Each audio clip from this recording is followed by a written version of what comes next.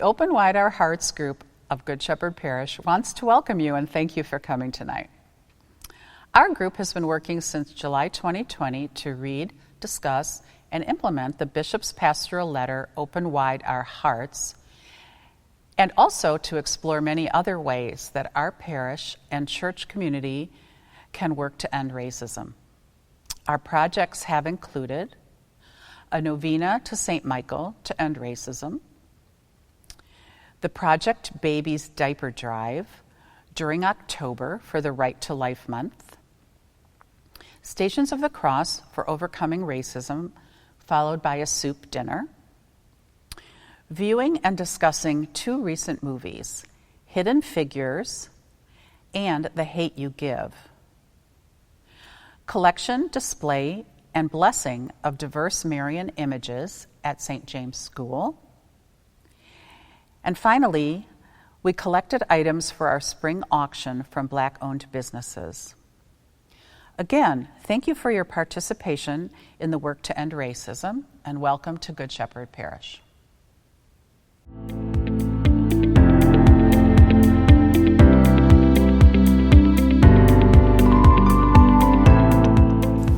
Racism is a human rights issue.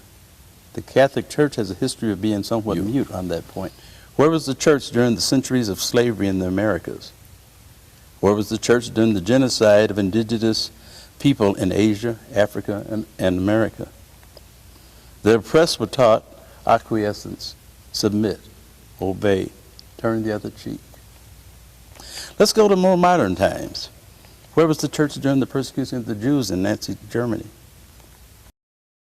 I was born into the Catholic faith because both parents are both Catholics, and they attended Catholic high school and grammar school. They attended one of the oldest African American churches on the south side of Chicago, and that would be Sisters of the Blessed Sacrament. Mother Catherine Drexel, she was the heiress and the founder of the Sisters of the Blessed Sacrament. She was a philanthropist, and she has since been canonized and is a saint now. So back in the day, my parents said they used to write letters to her.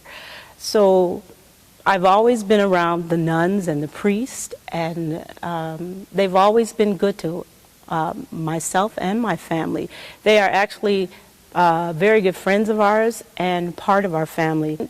I got to tell you, it was a wonderful life. I had always felt protected. We had the best teachers, lay teachers, nuns and priests. It was a good life. I didn't know that anything was ever bad until I kind of grew up, and I started really processing, where are all the African American priests and nuns? Where are the people that look like me? How come I don't see a lot of them? I think in my youth, I only knew one African American priest, and his name was Bishop, actually he was Father Carmen, and he did become a bishop eventually. I thought that's not good for children who might be trying to, or young adults who might be wanting to become priests and sisters. We say we walk the walk of Jesus, but we don't necessarily do that. We don't embrace all people, and as a church, if we say that we are built on that our church is about the teachings of Christ, then we need to be doing that. The modern Catholic Church, we should be a continuation of what Christ has done in his life. I didn't learn anything about slavery in my schools, and like I said, I attended Catholic schools all my life. So I didn't know slavery as I know it today, and it's time for us to teach our children about slavery and what part did the Catholic Church play in slavery. I don't think it's not to shame the Catholic Church, but to say yes, We have made our mistakes. We are not perfect, but we are trying to do better and to get better. I believe for me, I would want white people to know that blacks are not lazy. We don't expect a handout. We need some help. We have been downtrodden for a long time, and by our society, by the United States. And we have missed out on business opportunities, loans, what have you. People have suppressed us as a people. And I just want us to be, I would like white people to know that we need you. We need you to help stand with us and for us. We need to unite to make a change. And it's just time to make a change. So thank you. For me, I was baptized at age 7 at St. Henry's Church in Cincinnati, Ohio.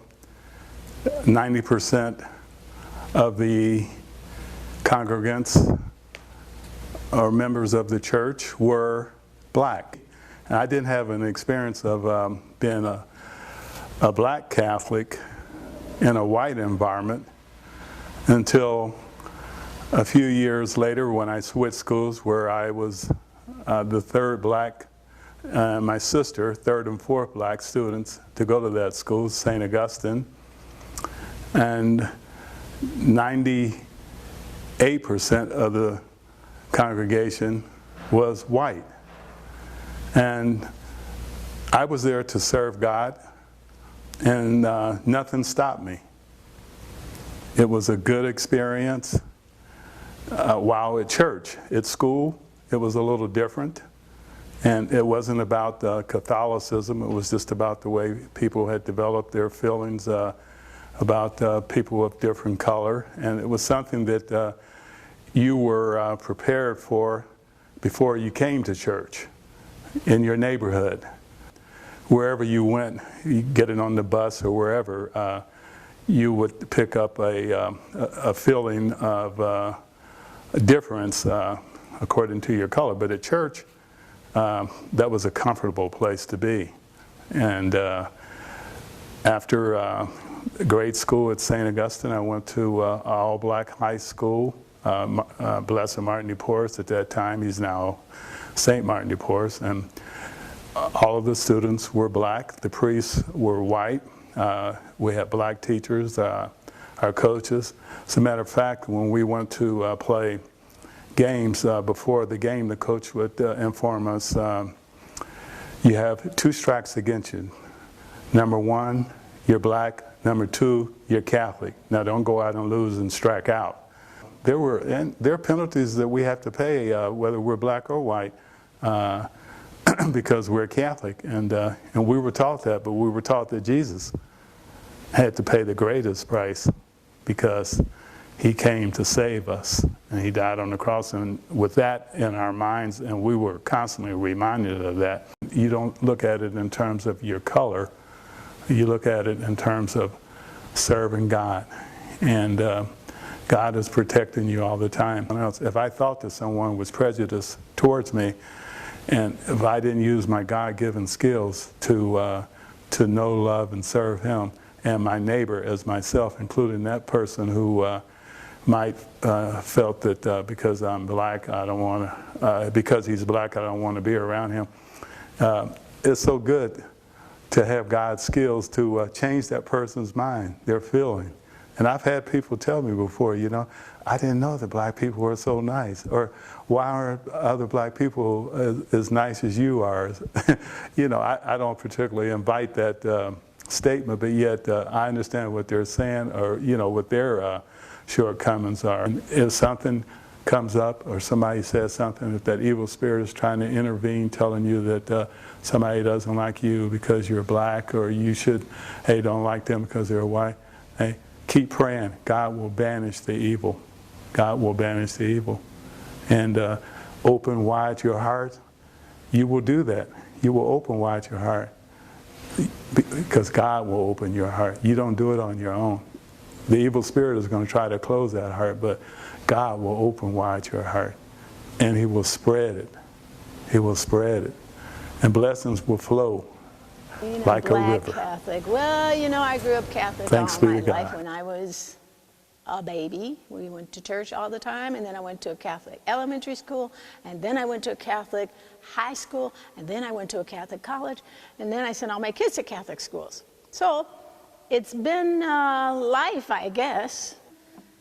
I don't really know if there's necessarily really a hard part about being a black person who is Catholic, because it really doesn't have to do with anybody other than myself and God and the belief that Jesus actually was doing some positive things in the world. Well, about inviting a black person to come to a Catholic church, I would tell them that they might need to brace themselves a little bit and understand that Catholicism is a little bit different way to praise God and to magnify Jesus. I definitely have been to many different churches and believe that there are lots of different ways to probably justifiably praise God and glorify what Jesus did in His life. So I would think that many people that are black would probably say, I won't mind to go with you to church, but they might need a little supplementation after that. The way I feel right now about Catholicism and even about church is that I just want to be happy. I want to be happy when I think about what God does for me. I want to be happy and sing songs and actually be excited about what God is doing in my life, what God has already done in my life, and what God's gonna do in my life based on what I know, if I can try to do a few of the things the way Jesus did Himself. And in Wisconsin, this is really hard because white people do not need to have black friends. And so you don't really need to have to understand what black folks go through in order to actually begin to know what it really means and how they really feel about worshiping God, about worshiping Jesus. So once we've been through a lot of really, really tough experiences, we can go out and preach and praise and shout and sing about what we know God has done for us. But sometimes I don't think that white people have even a glimpse of what that means, a glimpse of what it really means like to live in a world where you are always classified as minority. In this country, it doesn't happen. Most white folks can get along in their lives forever without meeting anybody black. But in this country right here, we need to have allies that are white. We need to have relationships with people that are white. Otherwise, we cannot do anything. So I like to encourage white folks to think about, and people are always like they have some excuse about this, but honestly, if you can place yourself on a regular basis in an environment where you feel like minority, I think you can learn something about a black Catholic. Get yourselves out. If I have to get out and about in the community, white and black, and even in the Latinx community, I think everybody should be called to do more reaching out and seeing what does life look like in other people's places and spaces of their heart.